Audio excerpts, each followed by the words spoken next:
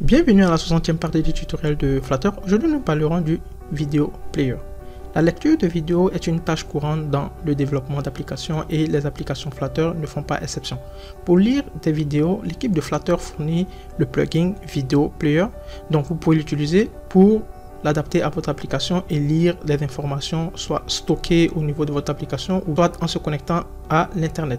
Nous allons essayer de programmer notre vidéo player. Si vous avez des questions, vous pouvez nous revenir comme d'habitude. Donc nous maintenons toujours la même structure du code. Vous avez le matériel de date qui est importé, vous aviez le stateless, vous aviez après le stateful, vous aviez après le state bien sûr, vous aviez le scaffold, vous aviez la barre, je descends. Après la barre, vous aviez bien sûr le corps du programme qui est le body. Donc comme d'habitude, on va devoir commenter cette partie et on va devoir travailler après au niveau de notre centre. Bon, bien avant, on va partir sur le site de PappDev et on va essayer de récupérer les informations concernant le package. Donc vous aviez ici, vous pouvez sur le site de PappDev, vous récupérez Video Player à ce niveau et vous allez devoir avoir normalement cette information. Donc vous aurez le Video Player celui-ci et vous cliquez dessus. Après ça, vous allez avoir cette page, vous avez le Video Player, vous aurez toutes les informations concernant l'utilisation de ce package.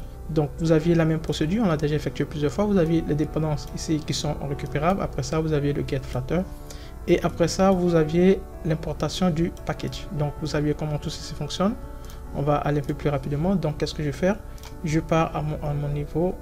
Ici vous aviez bien sûr ma dépendance qui a été récupérée, j'ai utilisé la version 10 et après ça vous aviez normalement, je vais fermer cette partie, ça c'est bon, ok. Et après ça, vous aviez normalement ici le package qui doit être importé. Donc je vais récupérer le package. Je le mets et je colle. Vous aviez mon package qui est ok. Donc ici, vous savez comment ça fonctionne, l'importation du package et l'affichage de toutes ces informations. Ce qu'on va faire, on va essayer de créer un SM Design pour l'appeler au niveau de notre corps. Donc ici, je vais créer un widget.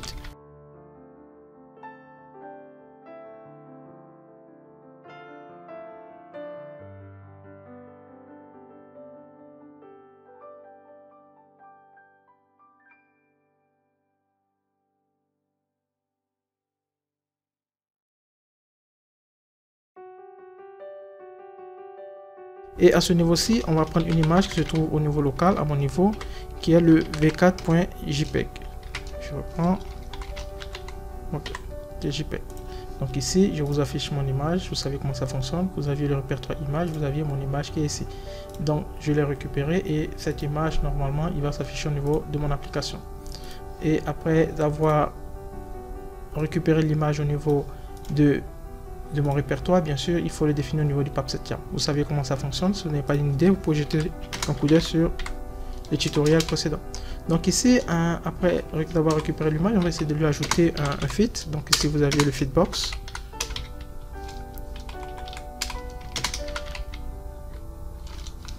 Et on va utiliser le cover. Donc vous auriez d'abord pour commencer ça au niveau de notre premier conteneur que nous avons créé. On va essayer de créer encore un autre enfant.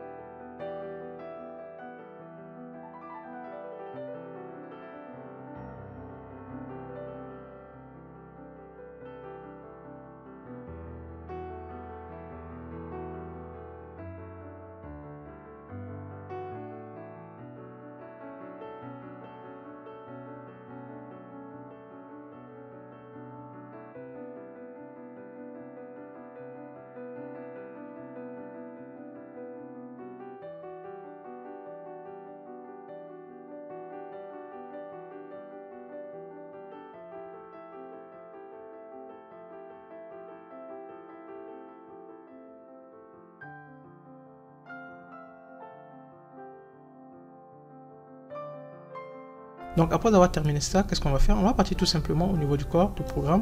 On va essayer d'appeler notre fonction ou bien notre widget que nous avions créé. Et derrière, vous verrez plus ou moins comment elle se présente. Et après, on essaiera d'évoluer avec d'autres parties.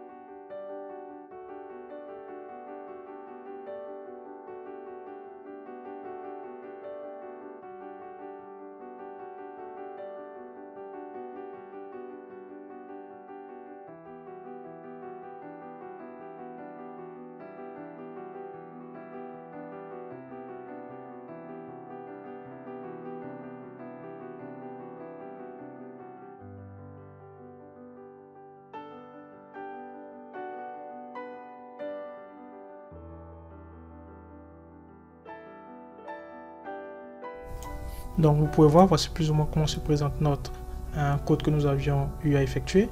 Ici, nous n'avions pas encore utilisé la vidéo. On a tout simplement formaté notre design et maintenant, après, on va devoir maintenant travailler sur la vidéo. Ici, pour que ça soit plus intéressant et plus présentable, je vais commenter notre app bar. Je valide mon code.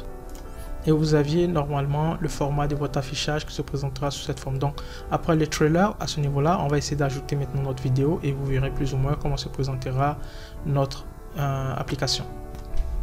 Donc maintenant on va essayer de programmer notre vidéo au niveau du vidéo player. Donc ici nous avions déjà importé le package. Donc on va faire quoi? Je vais déclarer quelques variables à ce niveau-ci. Ici on va appeler notre fonction qui est le initState. Okay. Donc vous aviez le initState que nous avions déjà utilisé. Donc on aura notre variable qui se présente sous cette forme. On va vérifier. Donc vous aviez le super.init, vous aviez ça, et donc vous copiez la même information pour s'assurer de ne pas se tromper. Donc je mets ici un point virgule. Après avoir vérifié ça, on va maintenant appeler notre variable le vidéo controller que nous avions utilisé, qui sera de type vidéo controller. Donc on aura qui sera de type vidéo controller et nous allons récupérer notre fichier qui se trouve en local. Donc on aura ici la source. Donc au niveau de la source, vous aviez ma source qui est le asset slash et vous aviez le nom du fichier en question, donc Greenbook. Donc vous aviez ça, je vous montre ça, qui est de type MP4 et ça c'est bon. Donc le fichier en lui-même, je pars au niveau de mon PubSep-YAM, vous aviez le fichier, j'ai créé ici un répertoire du nom de asset, vous aviez le répertoire, vous aviez en question le film que j'ai pu récupérer en local. Et après, au niveau du PubSep-YAM, je le déclare tout simplement. De la même manière que nous déclarons nos images. Donc vous aviez mon image qui a été déclarée, vous aviez aussi le positionnement, c'est-à-dire où se situe précisément ce fichier. Donc à ce niveau-là. Et après vous validez. Rien de si difficile à ce niveau. Donc après ça, vous aviez normalement récupéré le fichier en question, que nous allons devoir lire au niveau de notre application. Donc vous aviez plus ou moins la procédure. Donc la procédure, elle est tout simplement le processus d'initialisation. Donc vous aviez de la initialisation. Si vous suivez la procédure en question, vous comprenez plus ou moins comment tout ceci fonctionne. Ok, donc ici on va corriger. Je vais enlever d'abord mon point virgule, ça c'est bon. Et ici, il faut le fermer avec un point virgule. Donc ça c'est ok. Donc après avoir terminé ça, on va ajouter différentes informations à l'intérieur afin de pouvoir jouer avec notre vidéo player en question. Donc ici, vous aviez bien sûr l'appel du setState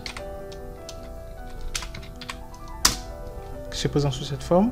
En général, vous n'aviez rien à inscrire à l'intérieur, donc vous pouvez le fermer puisqu'il n'y aura rien à effectuer avec lui. Et après, vous allez devoir appeler votre vidéo. Donc vous aviez le vidéo contrôleur que vous aviez créé. Celui-ci. Donc vous récupérez le vidéo contrôleur et vous allez appeler la fonction play. On va, après avoir effectué la lecture de notre vidéo en question, on va essayer d'effectuer un cycle de lecture. Donc ici au niveau du cycle de lecture, vous aviez le set loop. Donc vous avez ça et ici vous le mettez à vrai. Donc ça veut dire la vidéo va tourner de manière automatique sans s'arrêter au fur et à mesure. Après ça, vous aviez encore une autre fonction. On va essayer de lui ajouter aussi un volume. Donc vous aviez ici le volume. Vous pouvez mettre par exemple à 1 et on va devoir essayer d'afficher notre vidéo. Donc je pars au niveau du corps du programme. Ici vous aviez le corps qui se termine ici. Vous aviez un padding. Donc ici je mets ici une virgule et ici je vais ajouter d'autres informations afin d'afficher notre vidéo. Donc on va créer ici notre padding. Donc vous avez ici le padding en question et à l'intérieur on va essayer de lui ajouter des informations. Donc ici vous aviez, je vérifie, mon padding se termine ici, ça c'est bon. Okay.